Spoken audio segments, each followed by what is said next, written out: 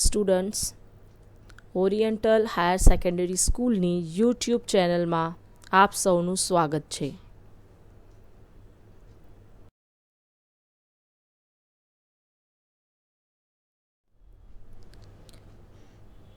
વિદ્યાર્થી મિત્રો, આપણે આજે ઇંગ્લિશના એક નવા ટૉપિકની વાત કરીશું.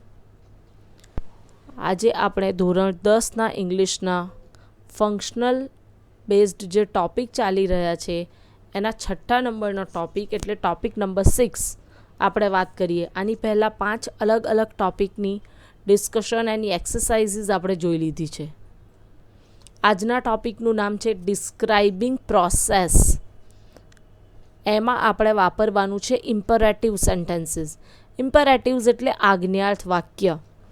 વિદ્યાર્થી મિત્રો, આમ તો આજ્ઞાર્થ વાક્ય ઘણા અલગ અલગ પ્રકારના છે અને આ આજ્ઞાર્થ વાક્યનો ઉપયોગ આપણે ઇનડાયરેક્ટ સ્પીચ વખતે પણ સ્પેશિયલી એને મેન્શન કરીશું. અત્યારે આપણે જે જોવાના છે એ ડિસ્ક્રાઇબિંગ પ્રોસેસ એટલે ફંક્શનલ બેઝડ આપણે એના એક્સરસાઇઝને જોવાની રહેશે.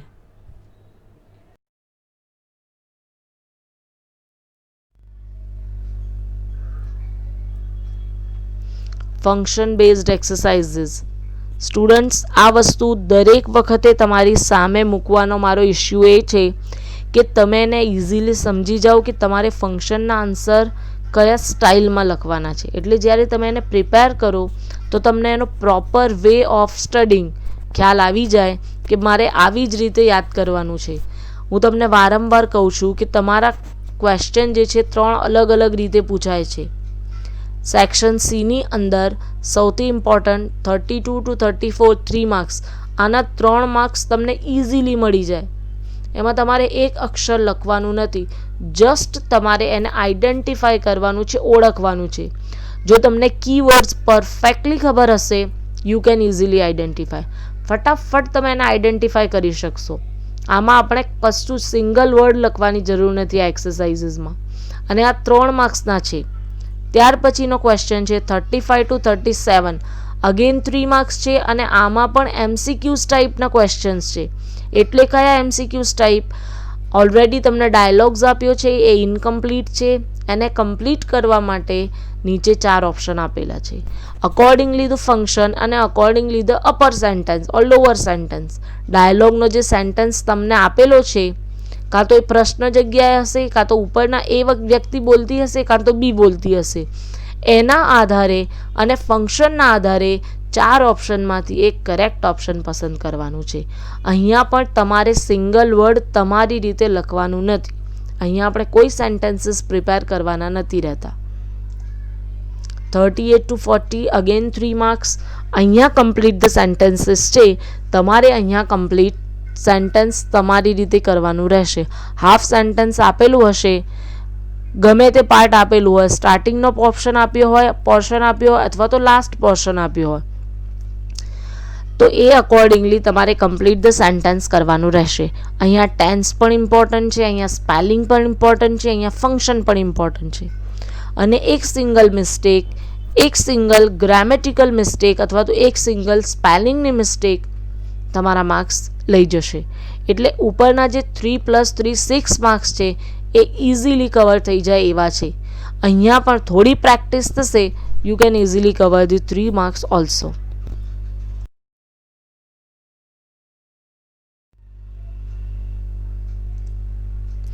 What is function and what is functional grammar આપણે વાત કરી ચૂક્યા છીએ. તેમ છતાં આપણે વારંવાર આ વસ્તુને રિપીટ કરીએ છીએ. ફંક્શન એટલે કાર્ય અને ફંક્શનલ ગ્રામર એટલે કાર્યાત્મક વ્યાકરણ, જે ક્રિયાની સાથે જોડાણ થયેલું છે. એને સ્ટ્રક્ચર તો છે જ, પણ એ સ્ટ્રક્ચરલ કરતાં પણ ફંક્શનલ વધારે છે, જેના સામાજિક અને વાસ્તવિક કાર્યો સાથે નિસ્બત હોય. જો આ જે છે ને પ્રેક્ટિકલ ઇંગ્લિશ છે એમ સમજી લો તો તમને એક વધારે ખ્યાલ આવશે. પ્રેક્ટિકલ ઇંગ્લિશ, તમે કોઈ જગ્યાએ ઊભા છો, કોઈની સાથે વાત કરવાની છે, તમને સિંગલ સેન્ટેન્સીસ આવશે, તમને ફંક્શન આવશે, યુ કેન ઇઝીલી યુઝ ધેમ. એક એવું વ્યાકરણ જે વાતચીતમાં જે ભાષાનો ઉપયોગ થાય છે અને એનો ઉપયોગ કેવી રીતે કરવો એનું વિશ્લેષણ કરી જાય છે. એ તમને દર્શાવે છે. એટલે ફંક્શનલ ગ્રામર તમારા એક્ઝામ ઓરિએન્ટેડ તો ઇમ્પોર્ટન્ટ છે જ. સ્ટુડન્ટ્સ 9 માર્ક્સનું વેટેજ ધરાવે છે. સૌથી વધારે મેક્સિમમ વેટેજ ધરાવતો ગ્રામરનો ટોપિક છે. અને પાછો 10થના લેવલે ખૂબ ઇઝી છે. હા, 11-12માં એક સ્ટેજ અપ થશે, પણ 9th અને 10થના લેવલમાં એક કમ્પેરેટિવલી 11-12 ખૂબ જ ઇઝી છે.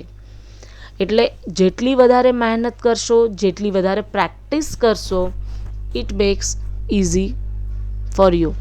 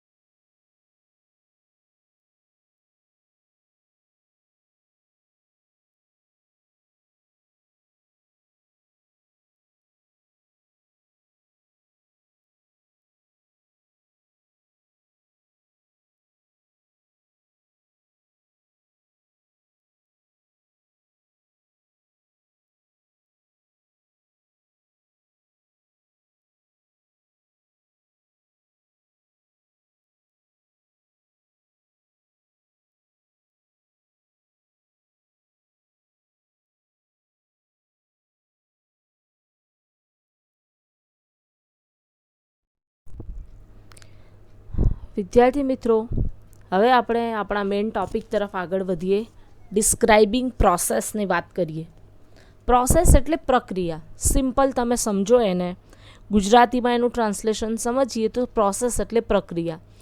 હવે તમને એક વસ્તુ યાદ અપાવી દઉં કે સાયન્સની અંદર તમારે પ્રેક્ટિકલ બુક લખવાની આવે છે, જેને આપણે પ્રયોગ પોથી કહીએ છીએ. તમે 8th સ્ટાન્ડર્ડમાં, 9th સ્ટાન્ડર્ડમાં અને લગભગ 10th સ્ટાન્ડર્ડમાં પણ એ મેન્ટેન કરવાની હોય છે. જ્યારે પણ તમે એને લખવાની હોય છે તો તમને યાદ હશે કે સ્ટાર્ટિંગમાં એમાં કયા કયા પદાર્થ, કઈ કઈ સામગ્રી વપરાય છે, ત્યાર પછી એની આકૃતિ આવે છે, પછી આવે છે પ્રોસેસ એટલે કે પ્રક્રિયા. અને જે લેંગ્વેજમાં એ પ્રોસેસ લખવાની હોય છે એ જ આપણું ડિસ્ક્રાઇબિંગ ફંક્શન છે. એટલે કઈ લેંગ્વેજમાં તમે લખો છો તો તમને ધીમે ધીમે હવે ખ્યાલ આવશે. એટલે કે વિધિવત યોગ્ય પ્રક્રિયા દર્શાવવા માટે આપણે ડિસ્ક્રાઇબિંગ પ્રોસેસનો ઉપયોગ કરીએ છીએ. સામાન્ય રીતે સળંગ પ્રક્રિયા દર્શાવવા, કોઈ આદેશ કે સલાહ કે હુકમ દર્શાવવા. હવે ખાસ કરીને કુકિંગ ચેનલ્સની આપણે વાત કરીએ છીએ તો એ તમને જે લેંગ્વેજમાં ઓર્ડર આપે છે, ભલે ગુજરાતી યુઝ કરતા હોય, ઇંગ્લિશ યુઝ કરતા હોય કે હિન્દી યુઝ કરતા હોય, પણ એ સામાન્ય રીતે કેવા પ્રકારના શબ્દોનો ઉપયોગ કરે છે. સૌ પ્રથમ એક બાઉલ લઈ લો, ખ્યાલ આવે છે, એને ગેસ સ્ટવ પર મૂકો, એમાં થોડુંક પાણી ઉમેરો. એમાં કર્તાનો ઉપયોગ કરવામાં આવતો નથી. સીધા એવું નથી કહેવામાં આવતો કે હું હવે આ કરીશ, તમે હવે આ કરો. ના, પણ એમાં સીધા ક્રિયાપદનો ઉપયોગ કરીને સેન્ટેન્સીસ બનાવવામાં આવે છે, જેને આપણે ઇમ્પરેટિવ સેન્ટેન્સીસ પણ કહીએ છીએ.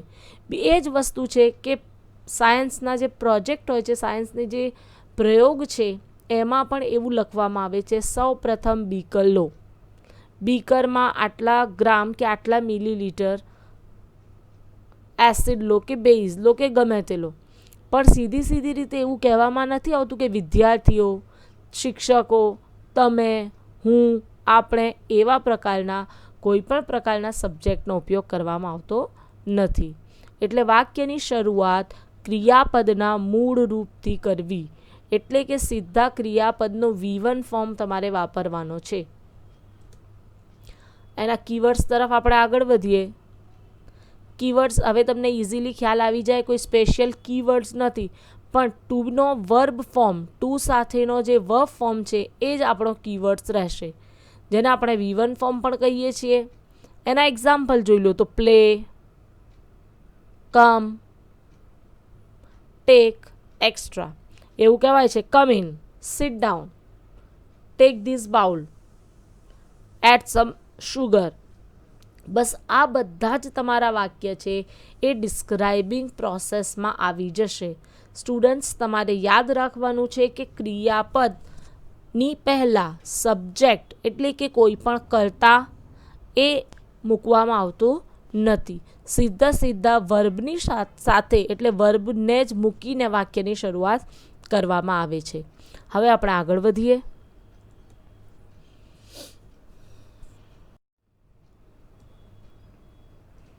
એક્ઝામ્પલ્સ પહેલાં જોઈએ. આ એક્ઝામ્પલથી તમને ખ્યાલ આવશે કે કેવા પ્રકારના સેન્ટેન્સીસ છે. સ્ટુડન્ટ્સ, આ બધા જ જેટલા ફંક્શનલ ટોપિક ચાલે છે એ આપણા ટેક્સ્ચ્યુઅલ ચેપ્ટર્સને અકોર્ડિંગલી છે, એ ચેપ્ટર્સને આધારે છે. એટલે કોઈ પણ વસ્તુ બહારની નથી કે કોઈ પણ આઉટ ઓફ સિલેબસ નથી, અથવા તો કોઈ એવો ટોપિક નથી કે જે તમારા એક્ઝામમાં કટ ઓફ કરી દેવામાં આવ્યો છે. ખાસ કરીને ચેપ્ટર્સ જે છે યુનિટ કટ ઓફ થયા છે, પણ આપણે ગ્રામરનો પોર્શન કટ ઓફ નથી થયો. આ જે છે આપણો ટોપિક ડિસ્ક્રાઇબિંગ પ્રોસેસ એ આપણા યુનિટ નંબર 5નો છે, playing with fire. Let's see sum examples off process. Tech a large pot. જો અહીંયા કરતા કોઈ નથી, આ વાક્યની શરૂઆત જ છે મોસ્ટ પ્રોબેબલી, અથવા તો વાક્યના વચ્ચે હોય એન્ડ કરીને, પણ અહીંયા કરતાનો ઉપયોગ નહીં થાય. Heat the oil. તેલ ગરમ કરો. Reduce the flame. ફ્લેમને ધીમી કરો. Mix melted butter. Melted butter એટલે પીગળેલું બટર જે છે મિક્સ કરો. Add some salt. Empty the popcorn. Serve aloo પૂહા. સોટે the potatoes. ખ્યાલ આવે છે? આ બધા જ વર્ડ્સ છે આ લગભગ તમારા ઇમ્પરેટિવ સેન્ટેન્સીસ તો છે જ, પણ સાથે સાથે પોપકોર્ન પણ તૈયાર થઈ જશે તમારા. ઓઇલને હીટ કરો અને પછી તમારી ફ્લેમને લો કરો, એમાં પોપકોર્ન નાખો અને પછી તમારા પોપકોર્ન તૈયાર થઈ જશે.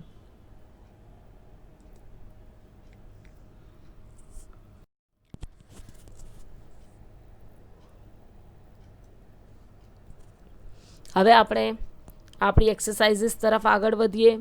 સ્ટુડન્ટ્સ, આ બધું જે છે આઈડેન્ટિફિકેશન એ કમ્પેરેટિવલી સિમ્પલ ચાલે છે, બહુ ઇઝી ચાલે છે. અને મેં તમને પહેલાં જ કીધેલું છે કે જ્યારે હવે આપણે એક્સરસાઇઝીસ કરીશું તો પાછળના જેટલા ફંક્શન્સ છે એને પણ આપણે અંદર ઇન્ક્લુડ કરતા જઈશું. સેન્ટેન્સીસ જુઓ તમારા. How long have you been working in this place? Our teacher often arrives early at the school. I live in Arihant Society, which is near Nehru Nagar. Khushbu always visits the library. Take a large pot and put their tablespoon of oil in it. Geeta has been studying since 6 o'clock. Take a chandan stick. Rub it on stone with water. Remove the back cover of the mobile. આ તમારા sentences થયા છે. હવે આપણે વાત કરીએ ફંક્શનના નામની. સ્ટુડન્ટ્સ, આ બધા સેન્ટેન્સીસના ટાઈપ આપણે જોઈ લીધા છે. આમાં ડિસ્ક્રાઇબિંગ પ્રોસેસ એ જ નવા છે. પોઈન્ટ ઓફ ટાઈમ છે, ડ્યુરેશન ઓફ ટાઈમ છે, સ્પેસિફાઈંગ લોકેશન છે અને ડિસ્ક્રાઇબિંગ એક્શન્સ છે. આ 5 આપણે અલગ અલગ જે ટોપિક છે એને અત્યારે ઇન્ક્લુડ કર્યા છે. You have two identify the sentences with the correct function. How long છે એના આન્સર્સ જોતા જઈએ. હવે સ્ટુડન્ટ્સ, 1 by 1 પહેલાં તમારા આન્સર તમે મનમાં રાખો, પછી આન્સરને જુઓ. Correct. Duration of time. Our teacher often કઈ જગ્યાએ આપણે યુઝ કર્યું છે? યસ, એક્શનમાં. I live in Arihant society, જગ્યાની વાત છે. Correct. Location. Khushbu always, again action. Take a large pot. જો અહીંયા જે છે ને પોટ લો, એમાં ઓઇલ નાખો. આમાં ના તો કોઈ ટાઈમ છે ના તો કોઈ લોકેશન છે, તો કઈ વસ્તુ છે તમારી? Correct. Process. Geeta has been studying since 6 o'clock. સિન્સનો ઉપયોગ આપણે કરેક્ટ, પોઈન્ટ ઓફ ટાઈમમાં. સ્ટુડન્ટ્સ, તમે આના જવાબો મારી સાથે સાથે જ કન્ટિન્યુ રાખો, જેથી કરીને તમે આઈડેન્ટિફાઈ કરી શકો કે 8માંથી તમારા કેટલા સાચા છે. Number 7, take a chandan stick. ચંદનની લાકડી લો, રબ ઇટ, ઘસવાનું કહે છે, રબ કરવાનું કહે છે. શું આવશે? Correct. Describing process. Remove the back cover of the mobile. જો અહીંયા કરતા નથી, તમારું સેકન્ડ સેન્ટેન્સમાં જુઓ, અવર ટીચર, થર્ડમાં આઈ છે, ફોર્થમાં ખુશ્બુ છે, ફિફ્થમાં કોઈ કરતા નથી, સિક્સ્થમાં અગેન ગીતા છે, સેવન્થમાં કોઈ કરતા નથી, 8માં કોઈ કરતા નથી. એટલે આ બનશે તમારું પ્રોસેસવાળું સેન્ટેન્સ. કરેક્ટ. એટલે હવે તમે આ સેન્ટેન્સની અંદર કઈ કઈ વસ્તુ તમારી નજરને ખેંચે છે, જે તમને તમારા ફંક્શન સાથે જોડે છે, જેમ કે હાવ લોંગ છે, ઓફન છે, ઓલવેઝ છે, સિન્સ છે, કોઈ જગ્યાનું નામ છે, અને આપણા જે અત્યારનું છે ડિસ્ક્રાઇબિંગ પ્રોસેસ છે, એની શરૂઆત તમને તમારા કરેક્ટ ફંક્શન સાથે જોડશે.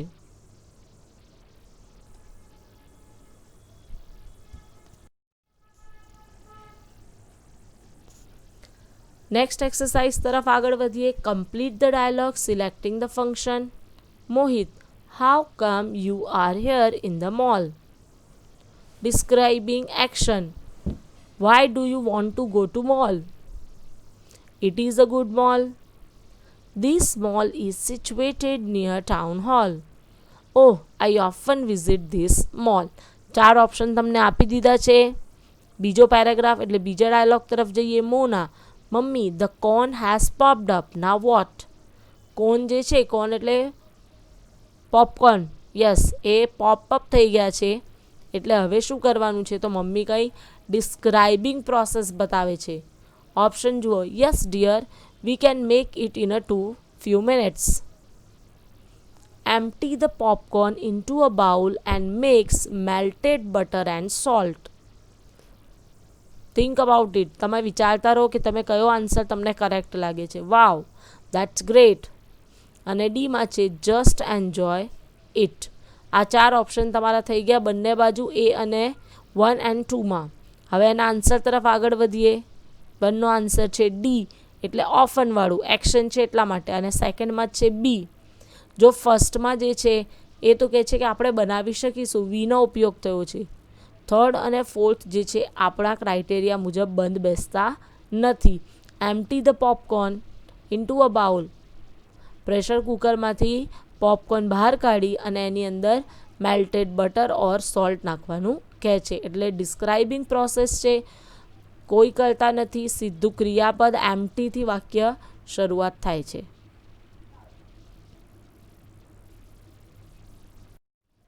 Now we are going to discuss about the third exercise. Complete the sentences using the function given in the brackets. પહેલું જ, Saputara is located, describing place. Vikram, describing action. Dash, will you show me way to city hospital? Exchanging niceties.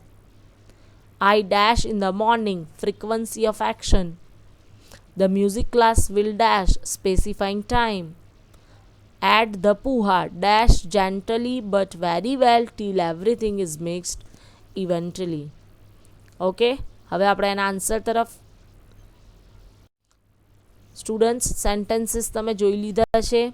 એમાં આપણે mix function use કર્યા છે. Mix function એટલા માટે કે કોઈ એક જ પર્ટિક્યુલરની પ્રેક્ટિસની સાથે સાથે જૂના જે છે આપણે પહેલાં જોઈ લીધા છે એ પણ તમારા મનમાં તમે રિવાઇઝ કરતા ચાલો. પહેલું જ જે સેન્ટેન્સ છે એ લોકેશનનું છે. Saputara is located in the Dang district of Gujarat. Place આવી ગયું. Vikram rarely visit library. Action આવી ગયું. Excuse me, will you show me way to city hospital. નાઇસિટીઝ આવી ગયું. I never drink tea in the morning.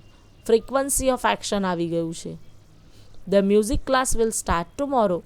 Time આવી ગયું છે. અને લાસ્ટમાં એડ પુહા મિક્સ ઇટ. જો સીધા મારે ક્રિયાપદનો ઉપયોગ કરવાની જરૂર પડી, એને મિક્સ કરો જેન્ટલી, શાંતિથી, બટ વેરી વેલ, બહુ જ સારી રીતે, till everything is mixed evenly. બરાબર મિક્સ થઈ જાય ત્યાં સુધી. સ્ટુડન્ટ્સ, આમાં આપણે પ્લેસ, એક્શન, નાઇસિટીઝ, ફ્રીક્વન્સી, પહેલાં ટાઈમનું લોકેશન અને પ્રોસેસ, આ બધા જ પ્રકારના સેન્ટેન્સીસના ઓલ્ટરનેટિવલી જોઈ લીધા છે. આઈડેન્ટિફિકેશન ઓફ ફંક્શન હોય કે પછી કમ્પ્લીટ ધ સેન્ટેન્સ હોય કે કમ્પ્લીટ ધ ડાયલોગ હોય, બધામાં મિક્સ સેન્ટેન્સીસ, મિક્સ ફંક્શન જોયા છે. That you have to write in your notebooks.